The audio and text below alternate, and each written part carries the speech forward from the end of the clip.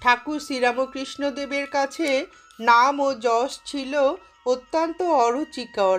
তার দৃষ্টান্ত উপদেশাবলী থেকে আমাদের দৃঢ় ধারণা হয়েছিল যে অনির্বচনীয় ঈশ্বরীয় আনন্দের তুলনায় সাংসারিক সুখ অত্যন্ত নিকৃষ্ট ও তুচ্ছ।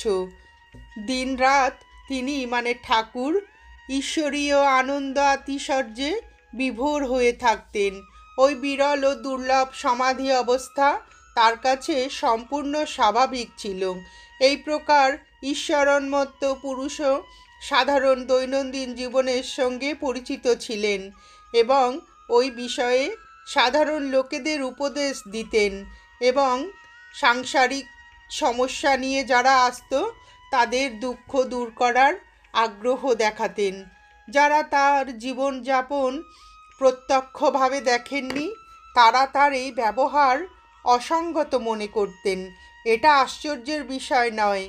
এখনও কয়েকজন গৃহী বর্তমান যারা তার অসীম করুণা ও দুঃখ লাভ করার উৎসুক প্রচেষ্টা স্মরণ করে নিজেদেরকে ধন্য মনে করেন।